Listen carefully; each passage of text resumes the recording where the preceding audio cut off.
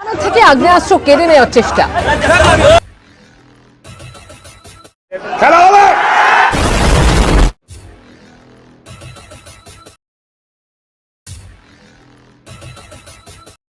নমস্কার, আমি কৃষ্ণপদ অধিকারী। আমার ছোট্ট একটা ইউটিউব চ্যানেল আছে, চ্যানেলটার নাম don't care, Facebook page Krishna Krishna. আজকে আমি অতি আনন্দের সঙ্গে আমার এই ভিডিওটা, কারণ আমাদের বর্ডার সিকিউরিটি অর্থাৎ বিএসএফ যাদের বলে, ত্রিপুরায় গতদিন যে গত সময় ধরে বর্তমানেও যে ভূমিকা পালন করেছে, সেই ভূমিকার মানে সুকামনা করার কোনো ভাষা আমার মধ্যে নাই। কারণ ওনারাও জানে যে বাংলাদেশে একটা নির্লজ্জ সরকার, একটা ইনুস অবৈধ সরকার আমাদের ভারতের পিছনে কাটি দেওয়ার জন্য যেটা করছে, অতএব ত্রিপুরায়ও আমাদের বর্ডার সিকিউরিটি গার্ড অর্থাৎ বিএসএফ বুঝতে পেরে শান্তি কামনা করে, মাথা ঠান্ডা করে সবাইকে যেভাবে যে অবস্থার মধ্যে প্রতিবাদ করেছে, হয়তোবা এই প্রতিবাদের কোনো দরকার ছিল না। ফুটুস করে মেরে দিলে আমাদের বর্ডার সিকিউরিটি গার্ডের কাছে যে অস্ত্র থাকে, সেই অস্ত্র যদি চালাতে বাধ্য হতো, তোমাদের অবস্থা কি হতো জানি না। তবুও আমি বলবো যে ভারতের দিকে তাকিয়ে ভারতের মঙ্গল কামনা করে যে বর্ডার সিকিউরিটি বিএসএফের যে ভূমিকা, সেই ভূমিকা অতি বাস্তব একটা ভালো জায়গায় নিয়ে গেল ভারতকে।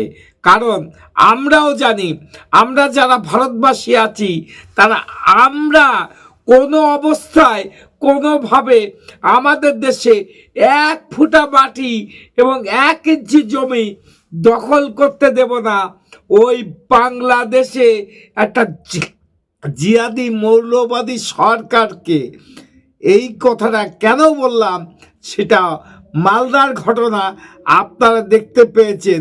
ত্রিপুরায় যেটা করেছে আমাদের বিএসএফ, সেটা আপনাদের সাধুবাদ জানাচ্ছি। আপনাদেরও কাছে আমরা দীর্ঘভাবে কামনা করছি, এইভাবে ভারতকে ভালোবাসে ভারতের পাশে থাকুন। চলুন দেখা যাক ত্রিপুরায় কি ঘটনাটা ঘটলো এবং বিএসএফের ভূমিকা কি হয়েছে, কেন করেছে, সেই নিয়ে আলোচনা। চলুন দেখা যাক ভিডিওটা। गुल्ले क्यों मारा तू? गुल्ले क्यों मारा? गुल्ले क्यों मारा? गुल्ले क्यों करा?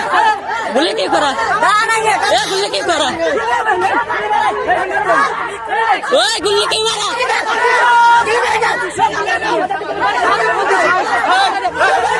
ओए मारिया ना मारिया ना। ओए मारिया ना मारिया ना।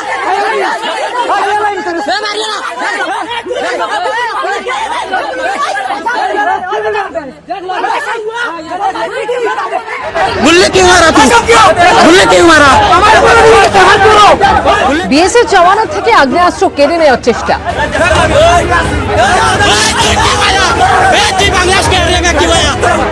এক হাতে লাঠি, অন্য হাতে পাথর। লাঠি দিয়ে বিএসএফ জওয়ানকে মারার চেষ্টা। ধারালো অস্ত্র নিয়ে চড়াও।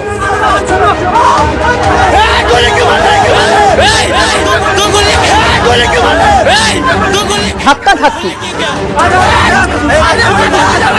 বাংলাদেশের পাচারকারীদের ধরতে গিয়ে দিনে দুপুরে এভাবেই বাংলাদেশি দুর্বৃত্তদের হামলার মুখে পড়তে হলো বিএসএফ জওয়ানদের।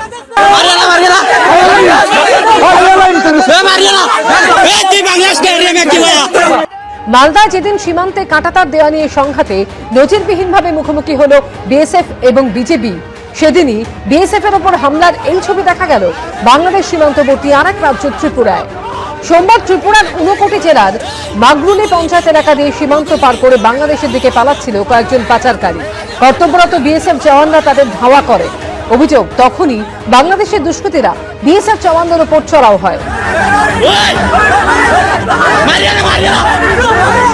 তাদের উপর হামলা চালায়, হাতিয়ার ছিনিয়ে নেওয়ার চেষ্টা করে।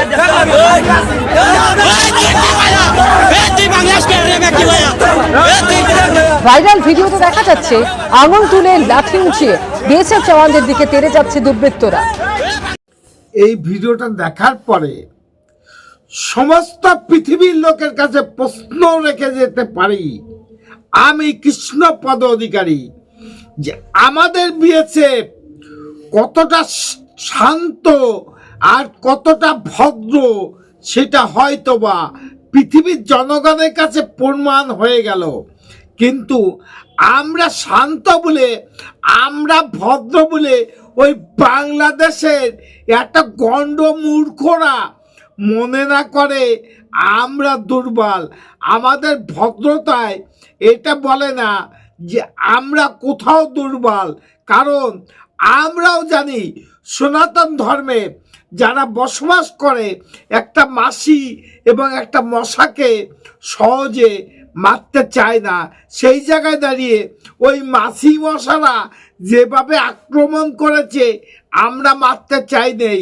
যদি মারতে চেতাম তাহলে হয়তোবা ওখানে যে কয়জন আক্রমণ করতে এসেছিল তারা কেউ ঘরে ফিরে যেত না।